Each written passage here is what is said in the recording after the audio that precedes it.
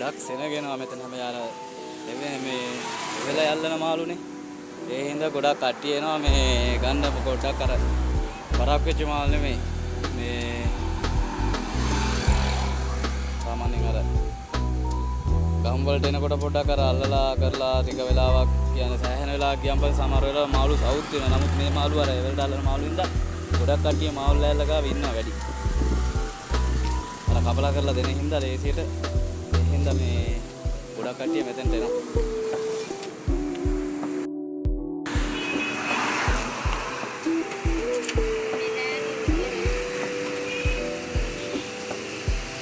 ලොකු මාළු තියෙන පොඩ්ඩක්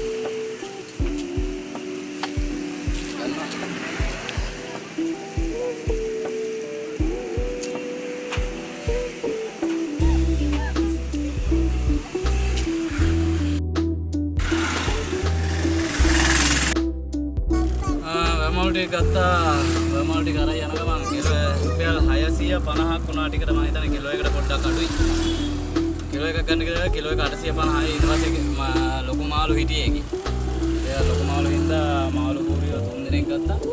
රුපියල් 650ක් වුණා ඒ ටික. බලමු දැන් ගෙදර ගිහිල්ලා උයන්නේ කියලා හදන්නේ මාළු ටික බලමු. කොහොමද කියලා වැව මාළු කියලා රස.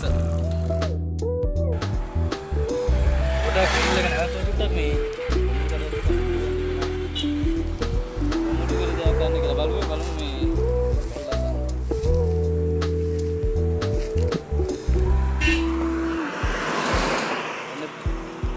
Ini Pak. Ini Pak, wah nih.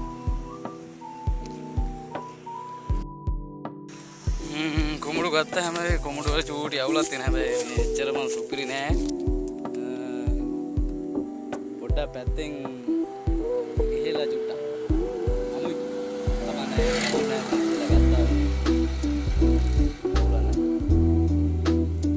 පොඩ්ඩක් අමු. වෙනද යන්නේ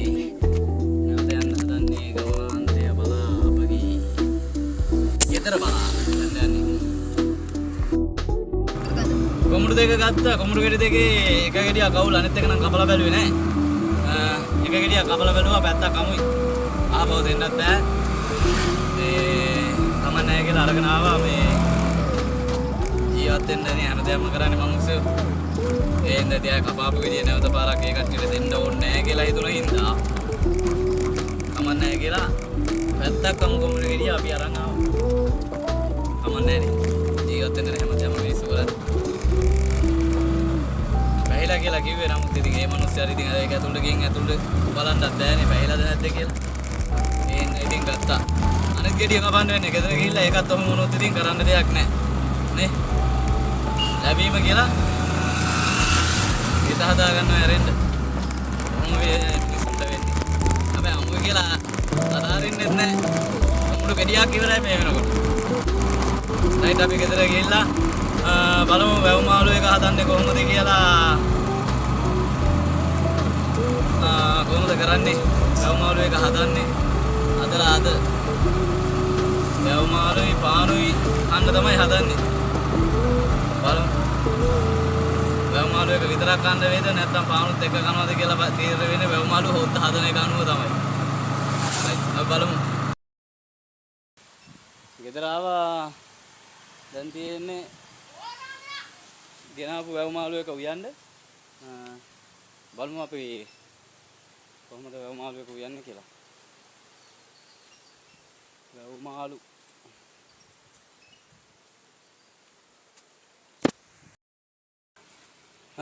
මේ තමයි අපි ගෙනාපු මාළු කෝරිය ටික. මේ මාළු කෝරිය 3 දෙනයි මෙතනට හරියට මුණා රුපියල් 650 නේද? 650යිද? කීයද මෙතනට? මෙතනට මේ මාළු කෝරිය 3 දෙනාට හරියටම රුපියල් 620යි. මෙතන කිලෝ එකක් නෑ. කිලෝ එකට පොඩ්ඩක් අඩුයි. කිලෝ එකට අඩුයි. රුපියල් 620යි.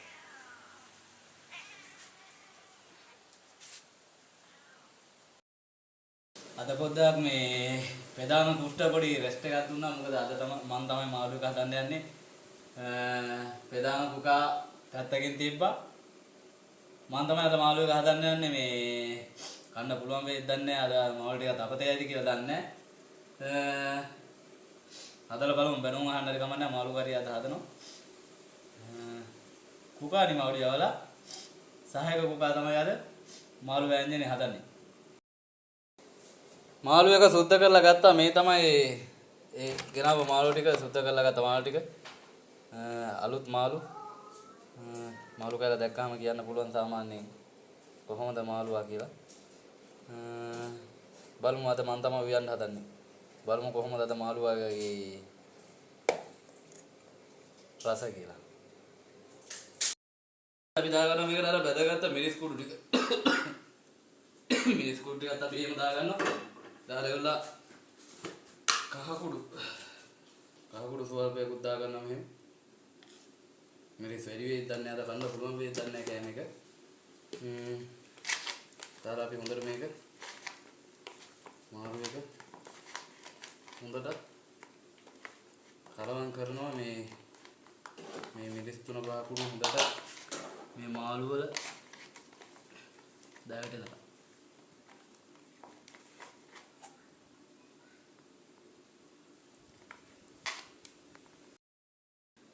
මේක තමයි එතකොට මේ මාළු එක හදන එකේ විශේෂම රස වට්ටෝරු.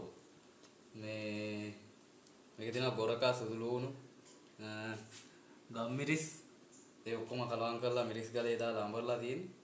ඒ ටිකත් අපි මේකට දාලා මෙහෙම කලවම් කරගන්නවා මෙහෙම මාළු එකට දාලා.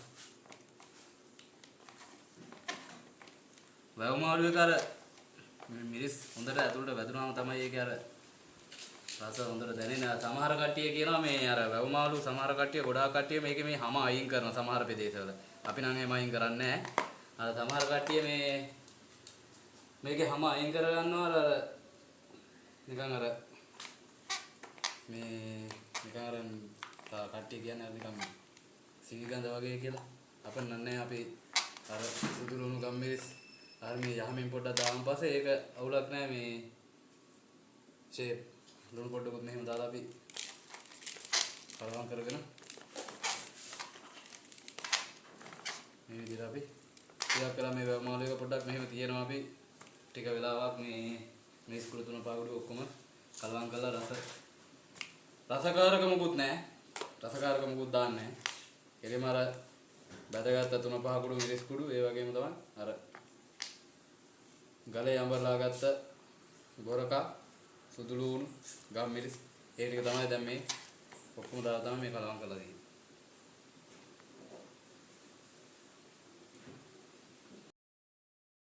රයිට් ලිප සූදානම් වෙමින් පවතින්නේ.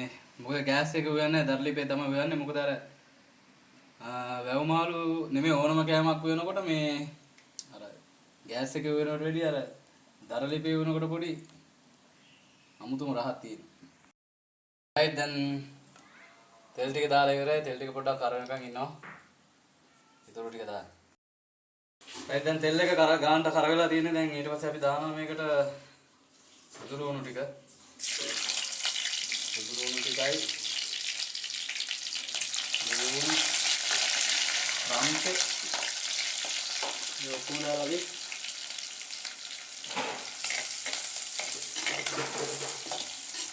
කලවම් කරගන්න. මේක පොඩ්ඩක් මෙහෙම බැදෙන්න තියෙනවා. අපි පොඩ්ඩක් මේ දාලා ඊට පස්සේ තව මේකට මේ මිරිස් කුඩු පොඩ්ඩක් තව එනි කාලක් විතර වගේ දාන්න.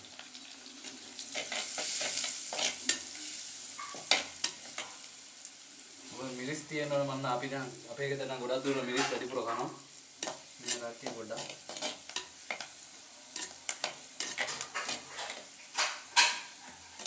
ගානට ලුණු ටික කරවිගෙන එනකොට අපි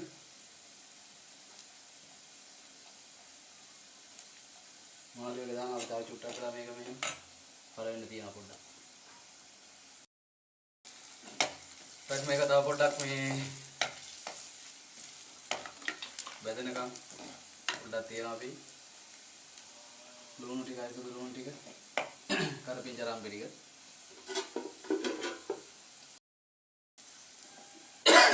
අර කතාවක් තියෙනවා මේ කවදාකවත් අර උයනකොට මේ ඒ කියන්නේ අපේ තම්මලා අපිට කියලා දීපු දෙයක් උයනකොට කවදාකවත් හැන්ද මේ මාළුව වෙනකොට ඕනම දෙයක් මං කියන්නේ ඕනම ව්‍යංජනයක් වෙනකොට කවදාකවත් හැන්ද තියන්න එපා කියනවා මේ මෙහෙම මේ උයන වාජනේ. අර කතාවට කියනවා හැන්ද රස බොනවා කියලා. අර අතීත කතා තමයි ඉතින් ඕවා. එක එක කට්ටියගේ මතවාදය ඉතින්. ආයතන ඉතින් ඇත්තද බොරුද කියලා දන්නේ නැහැ. නමුත් එහෙම කියනවා. දැන් අපි මේකට එකතු කරගන්නවා අර අපි ටෙම්පරාද වල දාන මාළු ටික. ටෙම්පරාද කියන්නේ හොද්දට දාන මාළු ටික.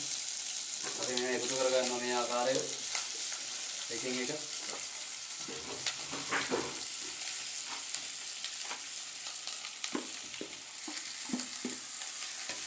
පොඩ්ඩක් අපි මේ මාළු හැඳි ගන්න පොඩ්ඩක් අපි මුලින්ම මෙහෙම හැඳි ගාගත්තා. ඊට පස්සේ මේ වැව මාළු වලට කිසිම අවස්ථාවක හැඳි ගන්න නැහැ. මොකද පොඩි වෙන්න බලනවා වැඩිනේ. ඒ වගේ වෙලාවට අපි මුට්ටිය පොඩ්ඩක් සයිඩ් එකේ අල්ලලා තමයි මේව කරන්නේ. මේ අර තාම මාළුවා හයිය නිසා තමයි මේ හැන්දෙන් කරන්නේ. නැත්නම් මේක තව ටික වෙලා ගියන් පස්සේ හැන්දෙන් කලවම් කරන්න බෑ. මෙහෙම පොඩ්ඩක් අර වතුර මුකුත් දාන්න නැතුව පොඩ්ඩක් මාළුවා පොඩ්ඩක් අර මිරිස්ටේ පොඩ්ඩක් අල්ල ගන්නකම් මේ විදිහට පොඩ්ඩක් තියෙනවා මාළුවා දෙක. තෙල් ටික පොඩ්ඩක්. ඊට පස්සේ අපි මෙහෙම වතුර වලට එකතු කරගන්නවා. ඊට පස්සේ මොකද අපි වතුර ගොඩාක් දාන්නේ නැහැ. මොකද මේ වැව් මාළු වල වතුර තියෙනවා. ගොඩාක් දුරට අපි වතුර එකතු කරගන්නේ නැහැ. මොකද මේ මාළු එක ඉදෙනකොට මේ වතුර මේ වැව් මාළු වල ගොඩක් එනවා ඉදිලා අවසානයේ. රයිට් එතන මාළුවොත් හරි වතුරේ දාලා ඔක්කොම කරලා ඉවරයි. දැන් මේක මද දින්නේ තැම්බෙන්න තමයි තියෙන්නේ. හොද්ද පොඩක් වැඩිපුර තිබ්බා. මොකද පාන් ගන්න තමයි මාළුවොත් හදන්නේ. ඒ හින්දා හොද්ද පොඩක් වැඩිපුර තිබ්බා. රයිට් හදලා ඉවරන පස්සේ බලමු අපි මාළුවගේ මේකේ ෆයිනල් රිසල්ට් එක කොහොම වෙයිද කියලා. රයිට්. මාළුවක ගානට තැම්බීගෙන එනවා දැන්. තව විනාඩි 5කින් විතර මාළු හොද්ද බාන්න පුළුවන්. දැන් බොහොම සීරුවට තමයි හැන්දෙන් කරන්නේ. මොකද පොඩි වෙනවා වැඩි ඒක.